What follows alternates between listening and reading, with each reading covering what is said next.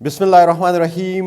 मेरा नाम डॉक्टर निज़ामुद्दीन उस्मानी है और मैं खैबर मेडिकल कॉलेज में as assistant professor medical specialist और गैस्ट्रोएंटरोलॉजिस्ट काम करता हूं। और आज मैं जो मरीज़ सबसे ज़्यादा पूछते हैं वो मैदे के परहेज़ के बारे में पूछते हैं, तो मैदे के परहेज़ के बारे में मैं आपको बताऊंगा।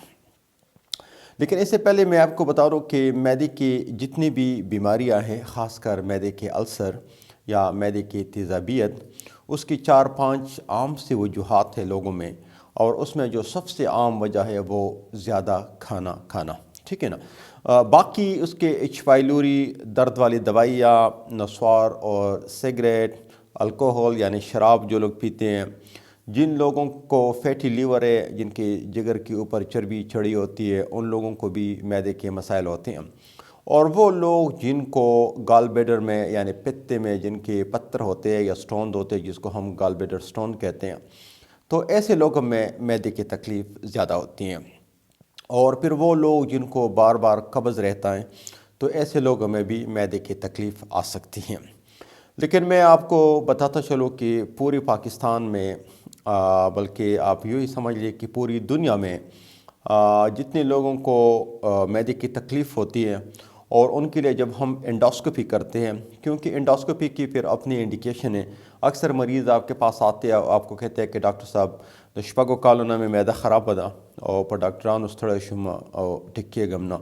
सो ऐसी मरीज़ में जिनको 6 साल से या 5 साल से या 4 साल से या इवन 2-3 साल से मुसलसल अगर उनको मैदे की तकलीफ़ हो, तो ऐसी मरीज़ों में फिर हम एंडोस्कोपी की तरफ जाते हैं।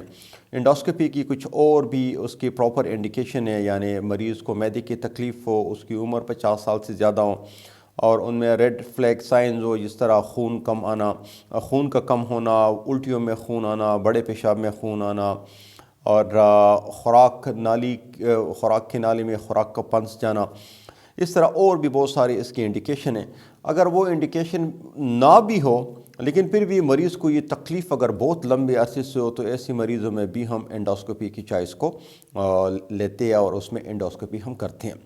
लेकिन मैं आपको बताता चलूँ कि वो मरीज़ या वो अक्सर मरीज़ जो कहते हैं कि मुझे 6-5 सालों से ये मैदे की तकलीफ़ें, फिर भी जब हम उनकी एंडोस्कोपी करते हैं तो एंडोस्कोपी अक्सर नॉर्मल आ जाती हैं, ठीक है ना। अक्सर औकात में एंडोस्कोपी नॉर्मल आ जाती है। एंडोस्कोपी पे मैं एक अलग वीडियो बनाऊंगा कि कौन कौन से कंडीशन में एंडोस्कोपी करनी चाहिए और कौन कौन से कंडीशन में एंडोस्कोपी नहीं करनी चाहिए। लेकिन फ़िलहाल सिर्फ हम मैदे पे बात करते हैं। तो ये डिटेल से मैंने इस वजह से बताया कि जब वो मरीज़ कहते हैं कि मुझे सालों से मैदे की तकलीफ़ है, एंडोस्कोपी भी नॉर्मल आ जाती है, कोई अल्सर भी नहीं है, तो फिर वजह क्या है?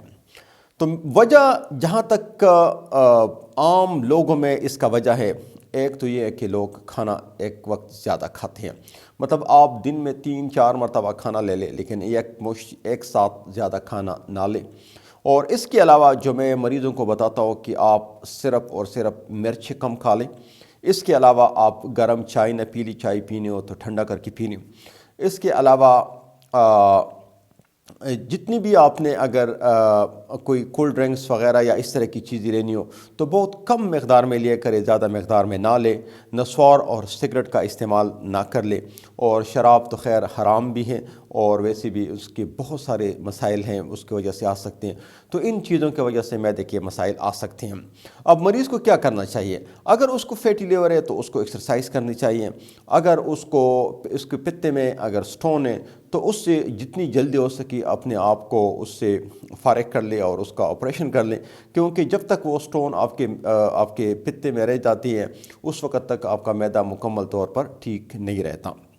तो वो लोग जो अक्सर मरीज़ को कहते हैं कि आपने ये भी नहीं खानी है, आपने वो भी नहीं खानी है, बड़ा एक पूरा लंबा लिस्ट देते हैं परहेज़ का।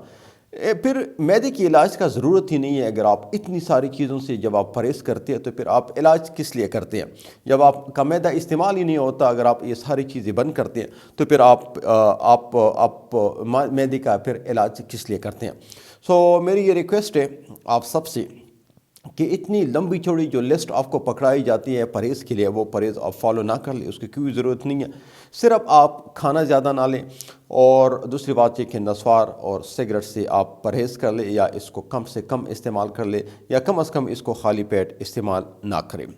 ایک اور چیز جو بہت کامن ہے اور جو معدے کی تکلیف کا وجہ بھی بن جاتی ہے، اور جب آپ کھانا کھاتے ہو تو بعد میں اس کی بدہضمی بھی ہوتی ہے آپ کو، اور وہ ہے ٹینشن کا ماحول۔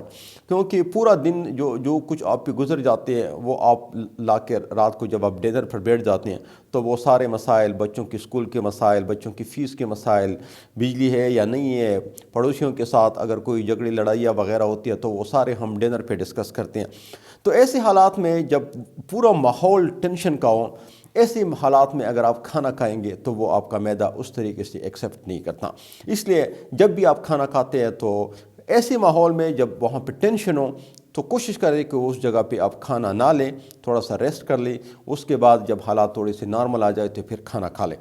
اگر ٹینشن کے حالات میں آپ کھانا کھائیں گے تو ظاہری بات ہے کہ وہ پھر آپ کو فائدہ دینے کے بجائے آپ کو نقصان پہنچائے گا، اور آپ کے معدے میں اس کی وجہ سے تکلیف ہوگی، کیونکہ ٹینشن دو چیزوں کو بہت سخت ڈسٹرب کرتی ہے، ایک معدے کو، اور دوسری بات یہ کہ سیکشل جو ایکٹیویٹی ہے اس کو بہت زیادہ متاثر کرتی ہیں۔